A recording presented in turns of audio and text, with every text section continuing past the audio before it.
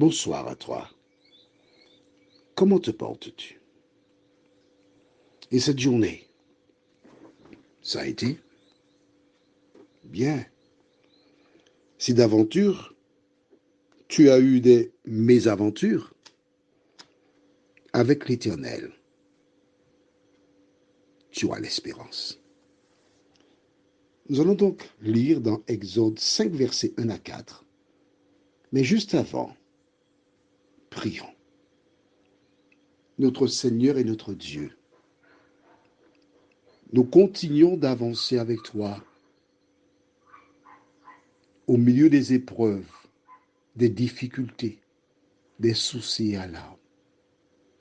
Nous te remercions pour cette journée au cours de laquelle tu nous as fait tant de bien. Et tandis que nous sommes parvenus à la fin de cette journée, nous te remercions pour toutes tes grâces et tes bénédictions. Nous allons maintenant lire ta parole, l'étudier, l'approfondir, que le Saint-Esprit nous remplisse pleinement. Nous t'en prions au nom de Jésus et pour ta gloire éternelle. Amen. Exode 5, versets 1 à 4. Moïse et Aaron se rendirent ensuite auprès de Pharaon et lui dirent: Ainsi parle l'Éternel, le Dieu d'Israël. Laisse aller mon peuple, pour qu'il célèbre au désert une fête en mon honneur. Pharaon répondit: Qui est l'Éternel, pour que j'obéisse à sa voix, en laissant aller Israël? Je ne connais point l'Éternel, et je ne laisserai point aller Israël. Ils dirent: Le Dieu des Hébreux nous est apparu, permets-nous de faire 3 journées de marche dans le désert pour offrir les sacrifices à l'Éternel, afin qu'il ne nous frappe pas de la peste ou de l'épée. Et le roi d'Égypte leur dit: Moïse et Aaron, pourquoi détournez-vous le peuple de son ouvrage? Allez à vos travaux.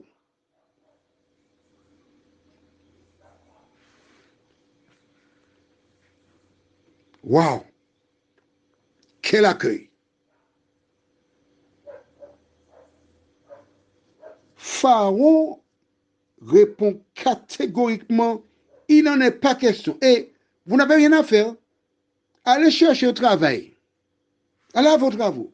En fait, que faites-vous là? Vois-tu, quand Dieu a un projet, le diable fait tout pour qu'il ne se réalise pas. Le pouvoir de Pharaon, pour lui, il est supérieur. Mais c'est qui, hein? Et vous voulez détourner le peuple de ses travaux? Il n'en est pas question. Sais-tu pourquoi il refuse qu'il parte? Aussi longtemps que le peuple est en Égypte, il voit les pratiques de cette nation qui sont opposées aux pratiques divines. Il voit différentes figures qui sont appelées Dieu.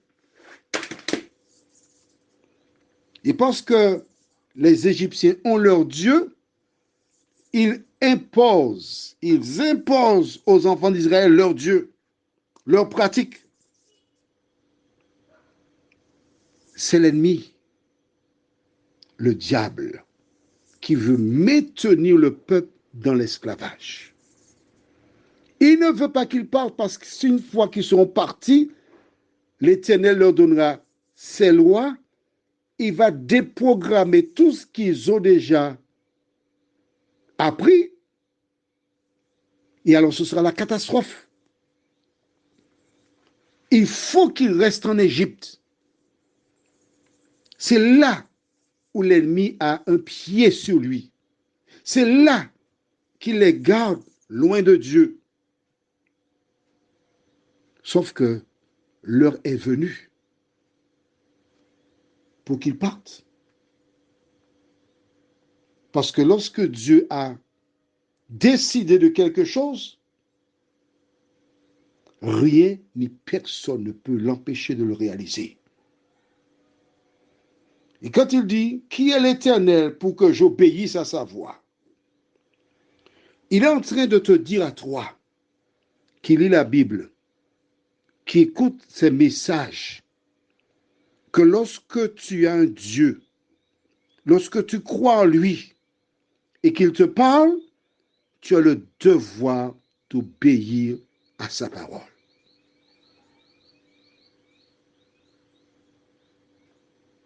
Mais Pharaon déclare, je ne laisserai point aller Israël.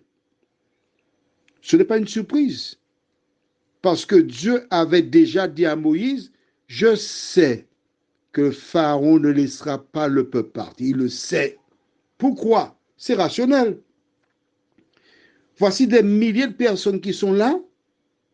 Ce sont elles qui fabriquent toutes les briques en Égypte, qui construisent les maisons, qui construisent les routes, qui font toute espèce de travaux ménagers. Nous l'avons déjà dit, ce sont eux les bergers qui tuent les animaux pour nourrir l'Égypte, etc., etc. Une main-d'œuvre gratuite, exploitée.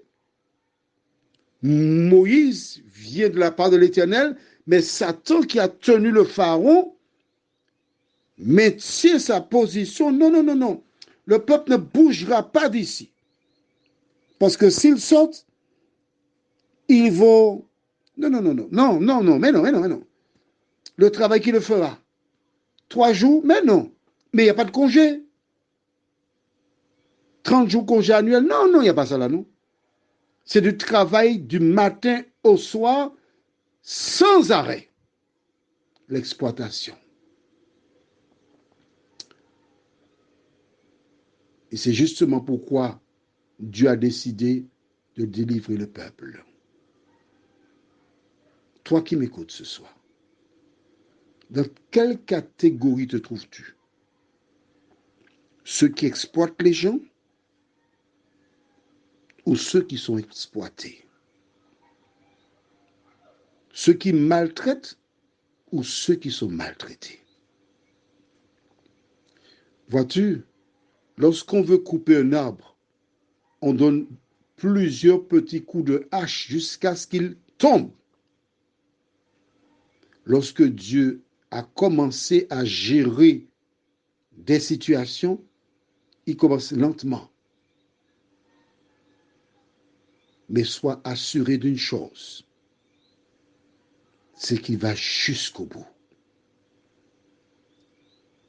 Il va jusqu'au bout, rien ni personne ne peut l'arrêter. Le peuple d'Israël doit rester en Égypte, parce qu'ainsi, le diable peut mieux contrôler, car la postérité d'Ève doit naître pour venir lui écraser la tête. Mais si cette postérité naît en Égypte, s'il reçoit l'éducation pour adorer les idoles et faire le mal, il ne pourra pas le battre. Voilà pourquoi il faut qu'il reste en Égypte. Prions. Seigneur, nous sommes actuellement sur cette terre en Égypte. Nous sommes confrontés au mal sous différentes formes. Et l'ennemi est en train de formater les jeunes générations qui vivent sans foi ni loi.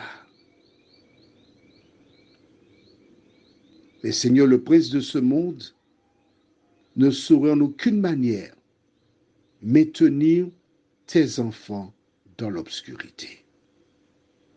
Merci de nous visiter, Seigneur.